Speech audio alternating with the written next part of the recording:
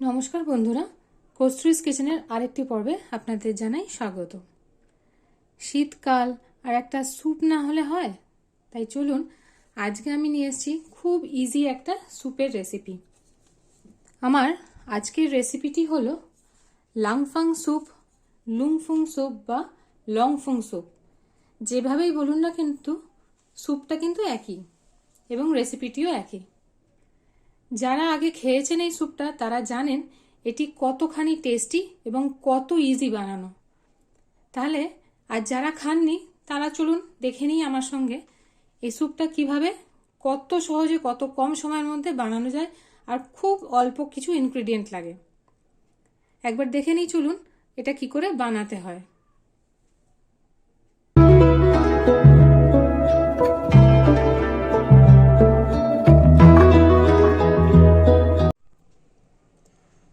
এই স্যুপটা বানাতে আমাদের লাগছে চিকেনের কিমা, একদম মিহি করে নেওয়া, যেটাকে বলে মিন্সড চিকেন। এছাড়া লাগছে গোলমরিচের গুঁড়ো, নুন পরিমাণ মতো, রসুন কুচি 1 চামচ, আদা কুচি 1 চামচ, কাঁচা লঙ্কা 2 কি 3টে, ঝাল আপনারা যেমন খান সেই অনুযায়ী, আর লাগছে ধনেপাতা কুচি 2 বড় চামচ, 2 চামচ কর্নফ্লাওয়ার, 2টো ডিমের শুধু সাদা অংশটা, 1 চামচ সয়া সস, আর রান্নাটা হবে সাদা তেলে। প্রথমে একটা প্যান নিয়ে নিয়েছি, এর মধ্যে দিয়ে দেবো 1/2 চামচ হোয়াইট অয়েল। যেহেতু স্যুপ বানাচ্ছি এইটুকু তেলটাই কিন্তু যথেষ্ট, এর বেশি কিন্তু আর দরকার নেই। এটা এবার গরম করে নেব।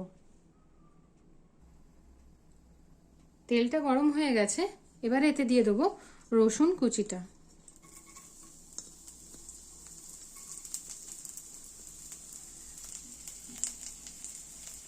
আর দেব আদা কুচি,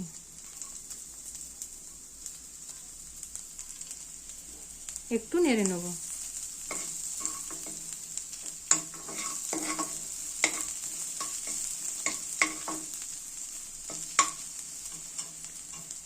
একটু ভেজে নিয়ে এতে দিয়ে দেবো কাঁচা লঙ্কা কুচিগুলো,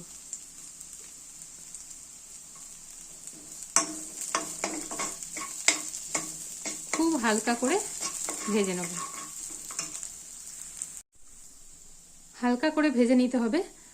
তো হালকা ভাজা হয়ে গেছে, এবার এর মধ্যে দিয়ে দেবো চিকেনের কিমাটা।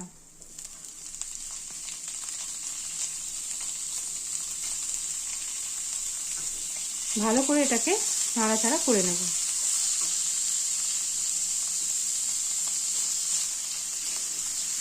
এটা কিন্তু খুব হাই ফ্লেমে করতে হবে।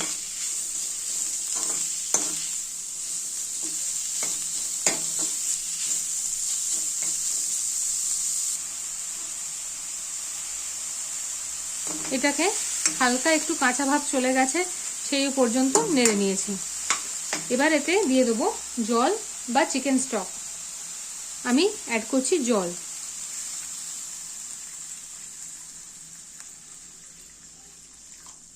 প্রায় 2 কাপ মতো জল দিলাম।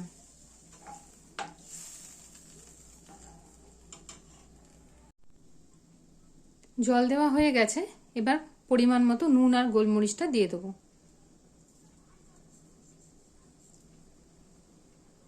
এরই সঙ্গে এবার দিয়ে দেবো সয়া সস। ভালো করে মিশিয়ে নেব।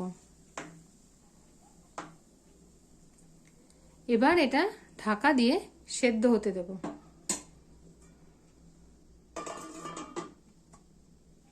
সেদ্ধ হওয়া পর্যন্ত অপেক্ষা করতে হবে। যতক্ষণ আমাদের স্যুপের জিনিসগুলো সেদ্ধ হচ্ছে ততক্ষণ আমরা ডিমের সাদা অংশটাকে কুসুমের থেকে আলাদা করে নিয়েছি। কুসুমটা আমাদের লাগছে না, তাই সরিয়ে রাখছি। এবার ডিমের যে সাদা অংশটা আছে সেটা আমরা ফেটিয়ে নেব। এটা কিন্তু একমাত্র ভালোভাবে ফেটানো যাবে ইলেকট্রিক বিটারের সাহায্যে। যাদের নেই তারা কিন্তু হাত দিয়ে করলেও এই ফোম ব্যাপারটা আসবে না। সেই জন্য বেস্ট রেজাল্ট পেতে গেলে কিন্তু এরকম ইলেকট্রিক বিটার দিয়ে এটাকে ফেটিয়ে নিতে হবে।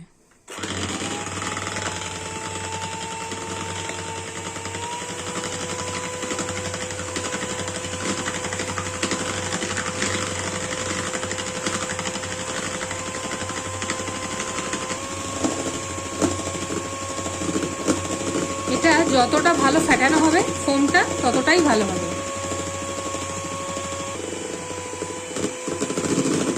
ফেটাতে ফেটাতে এটা কিন্তু একদম পারফেক্ট চলে এসছে।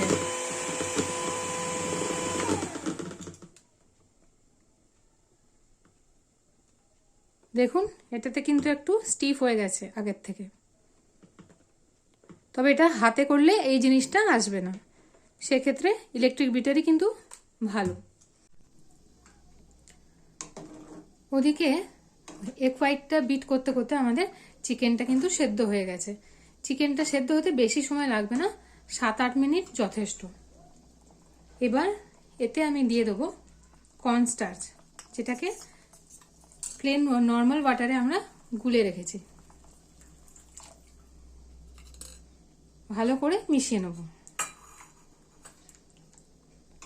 আর দেব এর মধ্যে ধনেপাতা কুচি।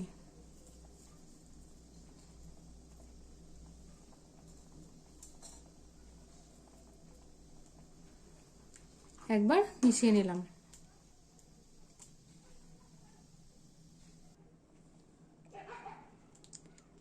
আমাদের এটা কিন্তু হয়ে গেছে।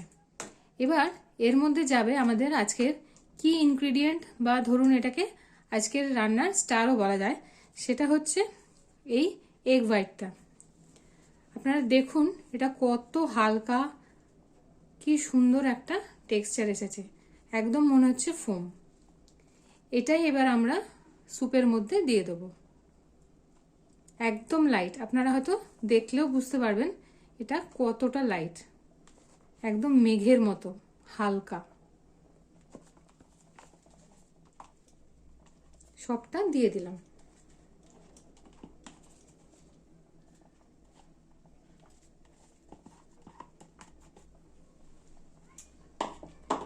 এবারে ধীরে ধীরে স্যুপটা এর উপরে দিয়ে দেব।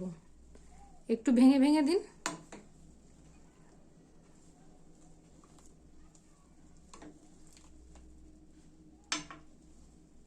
দেখেছেন, যেন মনে হচ্ছে মেঘ মেঘ ভেসে বেড়াচ্ছে, বা বলা যেতে পারে আইসবার্গ, সমুদ্রের মধ্যে আইসবার্গ যেন ভেসে বেড়াচ্ছে। ব্যাস, আমাদের এটা কিন্তু কমপ্লিট হয়ে গেছে। ভাববেন না এটা সেদ্ধ হয়নি, এটা কিন্তু সেদ্ধ হয়ে গেছে। আর যদি মনে হয় তাহলে একটু ঢাকা দিয়ে রেখে দেবেন। একটা ফুড দিয়ে নামিয়ে নিলেই রেডি আমাদের লাংফাং স্যুপ।